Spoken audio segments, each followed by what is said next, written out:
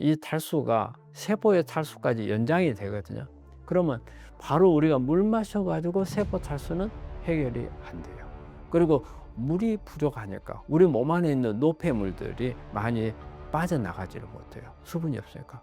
그다음에 우리가 먹는 음식이라든지 우리 몸 안에서 만들어지는 어떤 독성 대사산물들, 이런 부분들이 빠져나가지를 못하기 때문에.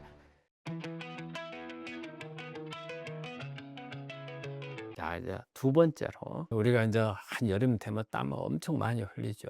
근데 우리 암 환자분들은 운동을 많이 해야 한다고 해서 그 땀이 뻘뻘 나지만은 운동을 하러 나가는 거죠. 그렇게 되면 항상 조심해야 되는 부분이 이 탈수 문제가 생겨요. 수분이. 그래서 어떻게 해서든지 이 수분 보충이 잘 돼야 되고, 또 하나의 문제는 뭐가 있어요?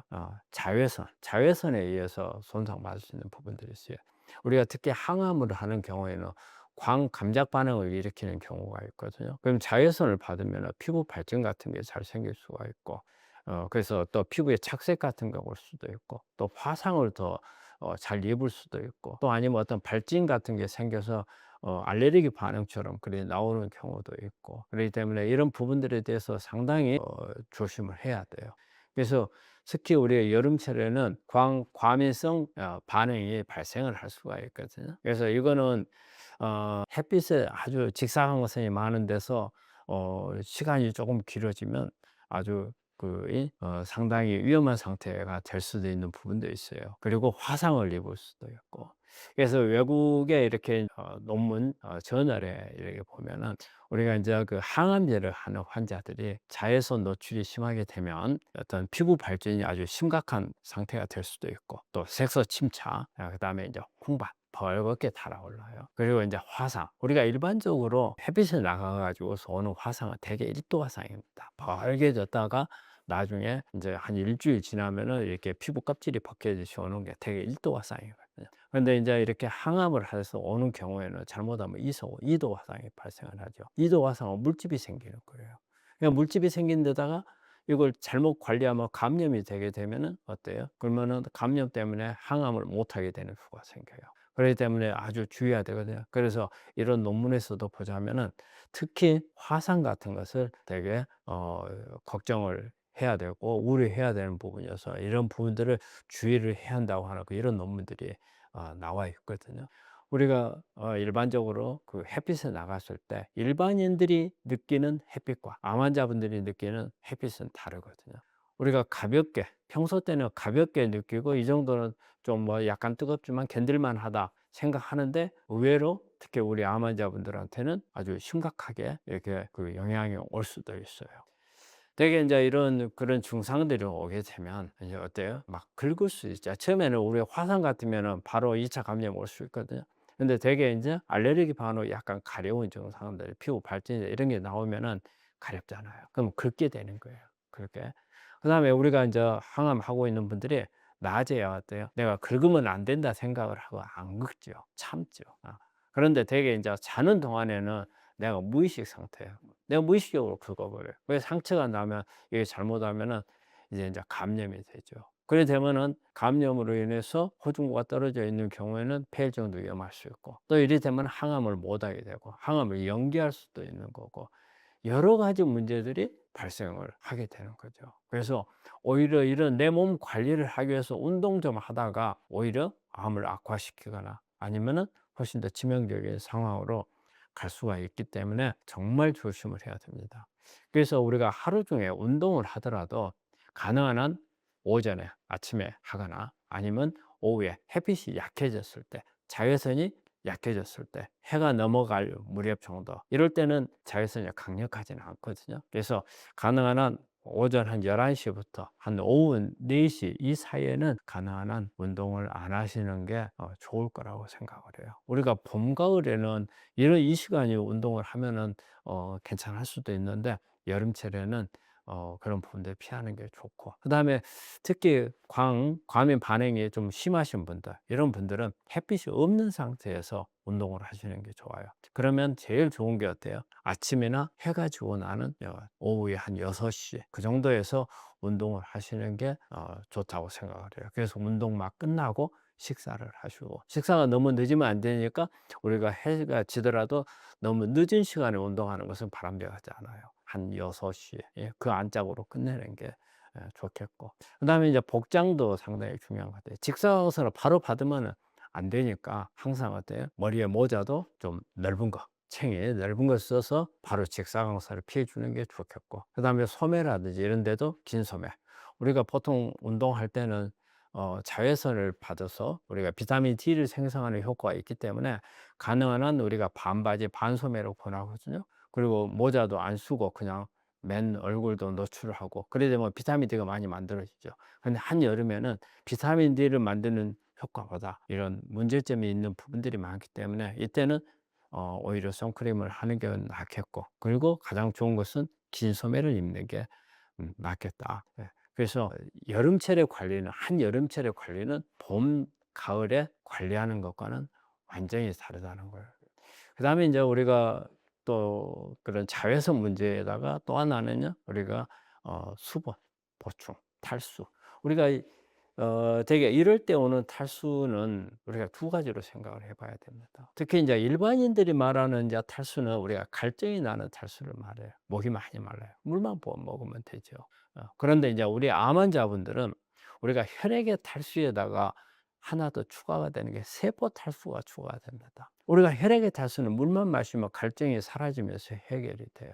그런데 이런 이 탈수가 세포의 탈수까지 연장이 되거든요. 그러면 바로 우리가 물 마셔 가지고 세포 탈수는 해결이 안 돼요. 그렇기 때문에 여름철에는 다른 때에 비해서 훨씬 더 물을 좀 많이 마셔야 되고, 또 하나는 물을 마셔서 세포까지 물이 들어갈 수 있게끔 해야 되기 때문에 미네랄이 또 중요합니다. 미네랄이 많이 섞여 있는 물을 마시는 게, 우리가 그러니까 정수기 물 같은 경우는 미네랄이 별로 없어요. 그런데 우리가 요즘에 보면은 생수라든지 또 특별하게 만들어진 미네랄 워터, 이런 부분들이 이때는 훨씬 더 필요해요. 그래서 여름철에 물을 마시는 것도 상당히 중요해요. 물을 마시는 것이 어때요? 우리가 땀으로 막 빠지잖아요. 이래 됐을 때 신장에 어떤 걸러주는 힘도 떨어질 수가 있어요. 그러게 되면 신장에 문제가 될 수도 있거든요. 그래서 물을 많이 마셔서 신장이 빨리 원활하게 여기 노폐물 같은 것을 바깥으로 배출시켜 줄 수 있도록 하는 이런 부분들이 필요하죠. 그런데다가 또 우리 이제 환자들 중에서는 내가 항암을 하는 동안에 여러 가지 부작용들, 예, 뭐 구토라든지 설사를 한다든지 이런 상태가 있는 분들도 또 운동을 하는 경우가 있거든요. 저는 이제 이런 분들은 가능한 한 햇빛에 나가는 운동은 가능 안 하는 게 좋아요. 왜냐하면 그렇지 않아도 지금 토했어요. 수분이 많이 나갔어요. 그다음에 설사했어요. 설사를 통해서 또 수분이 많이 빠져나갔어요. 그런데 또 운동을 해서 땀을 낸다? 봄, 가을은 괜찮죠. 하지만 여름은 가능한 한 안 하는 게 좋아요. 근데 이런 경우에 운동을 해서 탈수가 되게 되면 잘못하면은요, 항암제 부작용도 심해지겠지만 컨디션이 떨어지고, 잘못하면은 이 컨디션이 회복하기 어려운 컨디션이 될 수도 있어요. 그리고 물이 부족하니까 우리 몸 안에 있는 노폐물들이 많이 빠져나가지를 못해요. 수분이 없으니까. 그러면 항암제도 잘 못 빠져나가요. 그다음에 우리가 먹는 음식이라든지 우리 몸 안에서 만들어지는 어떤 독성 대사산물들, 이런 부분들이 빠져나가지를 못하기 때문에 일반인들이 견딜 수 있는 것보다 훨씬 더 어렵죠. 그래서 운동을 하다가 잘못하면 뭐 어지럽고, 그다음에 혈압이 떨어지고, 그래서 잘못하면은 핑 돌아 가지고 쓰러지기도 하고, 또 그러면서 넘어지면서 뭐 다쳐 가지고 골절도 있고 상처가 날 수도 있고, 그런 부분들이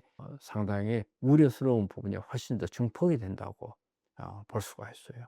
그리고 또 하나는 이게 나이가 많으신 분들, 젊은 사람들은 그래도 좀 견뎌요. 그런데 나이가 많으신 분들은 조금만 탈수해도 비진맥진하고, 잘못하면은 이런 탈수로 인해서 여러 가지 장기 손상도 오고, 그다음에 여러 가지 치료라든지 이런 부분들에 문제가 돼 버렸죠. 우리 암 환자들한테 문제가 돼서 가장 큰 문제는 항암이잖아요. 항암을 못하게 돼 버릴 수도 있는 거죠. 그렇기 때문에 나이가 드신 분들은 빠른 수분 회복이 중요하고, 저는 항상 운동하다가 오는 수분을 항상 미네랄이 들어있는 물을 마시라고 그래요. 그래야 혈액 탈수와 세포 탈수를 다 같이 막아줄 수가 있는 거죠.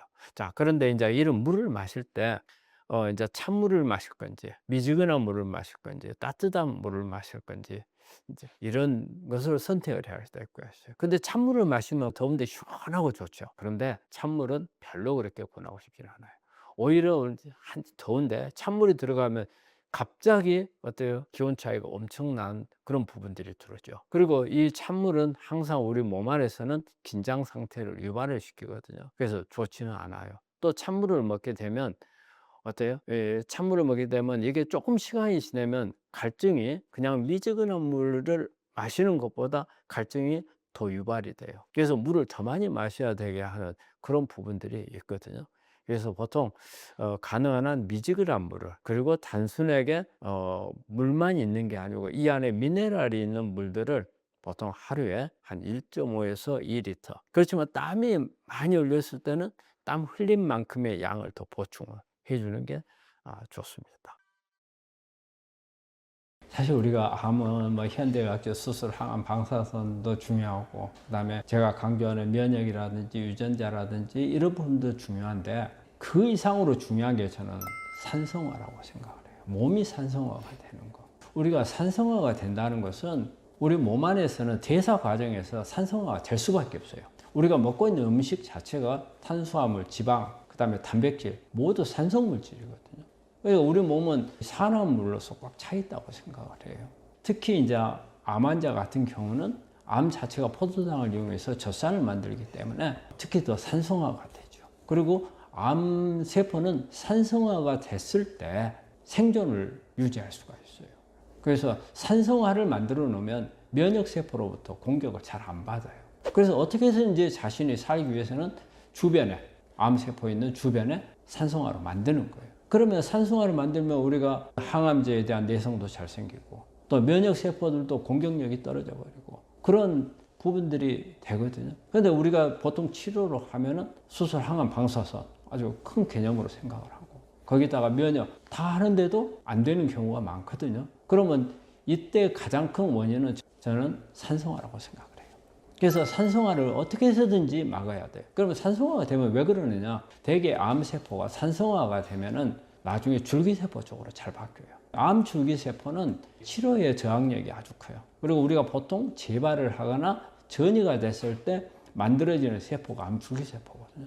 그런 줄기세포 상태로 많이 가게 되죠. 또 산성화가 됐을 때는 면역세포들이 공격력을 떨어뜨려 버리는 그런 부분들도 되고, 그리고 치료의 저항을 많이 받기 때문에 산성화를 개선함으로써 전반적으로 가장 치료 효율을 높일 수 있는 것은 산성화를 막는 것부터 시작을 해야 된다고 생각을 해요. 근데 되게 보면 상당히 우리 환자들이 가볍게 생각을 하거든요, 산성화를. 저는 우리 환자들한테 일주일에 한 번씩 꼭꼭 산성도 체크를 합니다. 체크를 해서 이 산성화가 되어 있는 부분들을 교정하는 치료들을 하고 있고, 여기에 또 우리 몸 안에 있는 산화물이라든지 또 항산화제 같은 거, 이런 부분들을 어느 정도 가지고 있는지 이런 부분도 체크를 하거든요. 그래서 저는 암 치료하는 데 있어서 산성화를 막고 산성화를 해결하는 게 그 어떤 것보다도 중요한 요소라고 생각을 합니다.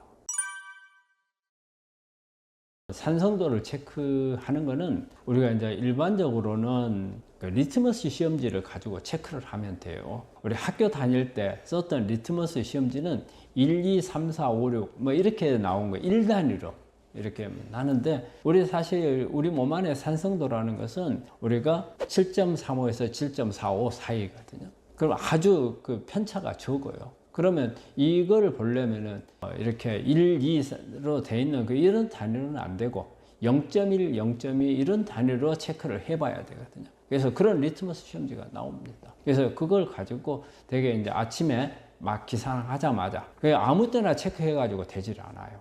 기상하자마자 이렇게 산성도를 체크하는 게 중요하고요. 그러면 우리가 이제 산성도를 체크할 수 있는 방법이 혈액도 있고요. 그 다음에 소변도 있고 타액도, 침도 있거든요. 근데 사실 혈액은 체크해야 큰 의미가 없어요. 왜냐하면 혈액에는 산성도가 7.35에서 7.45로 고정이 되어 있어요. 아무리 내 몸이 산성화가 되어 있다 하더라도 혈액에는 달라요. 그래서 혈액을 체크해가지고는 아무 소용이 없고요. 그리고 이제 소변을 가지고 검사하는 방법이 있거든요. 소변은 매일 편차가 너무 심해요. 그날 어떤 음식을 먹었느냐, 내가 운동을 했느냐, 스트레스를 받았느냐, 이런 거에 따라서 너무 차이가 많아요. 그래서 그것도 큰 도움은 안 되고, 그래서 가장 정확한 것은 침을 가지고 해야죠. 침은 타액이거든요.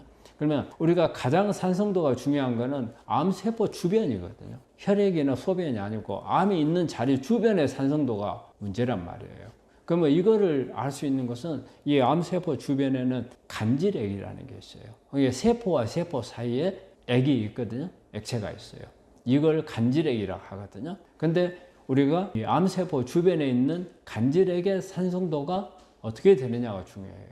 유일하게 이 간질액을 우리가 짐작을 해볼 수 있는 부분이 우리 인체에서는 침이에요. 침은 간질액에서 만들어져서 나오는 거기 때문에. 그래서 침을 가지고 검사를 하면 가장 정확한 접근법이 되거든요. 그래서 산성도 체크는 그런 부분들을 하면 되고, 간접적으로 이렇게, 이거는 정확성은 없어요. 근데 우리 환자분들이 가끔 이 이야기 하세요. 소변을 보면 거품이 많이 만들어진다, 이런 말씀을 하거든요. 근데 이 거품이 많이 만들어진다는 것 자체가 바로 우리 몸에 산성화가 됐다는 뜻이거든요. 근데 이제 이 부분은 아까도 말씀드렸지만 소변이거든요. 그래서 수시로 변할 수가 있어요.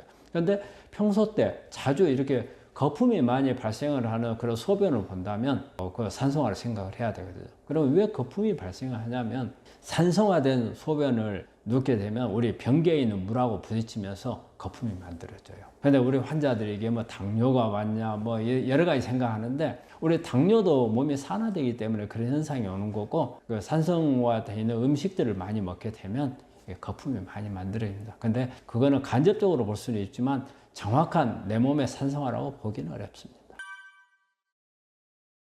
막 일어나자마자 산성도를 체크를 했을 때 6.7 이하면은 산성화가 돼 있다고 봐요. 그리고 그 타임을 놓쳤다 그러면 30분 후에 체크를 해요. 일어나서 그때 체크를 했을 때 7.0 이하면은 일단 산성화가 돼 있다고 볼 수가 있거든요. 그러면 이제 우리 환자분들이 궁금한 것은 이것을 뭘로 해결할 것이냐. 사실 이게 쉽지 않아요. 우리 암 환자는 암세포는 계속 젖산을 통해서 산성 물질을 만들어내고 있는 거거든요. 그 암세포 지가 생존하기 위한 생존법이란 말이에요. 생존법.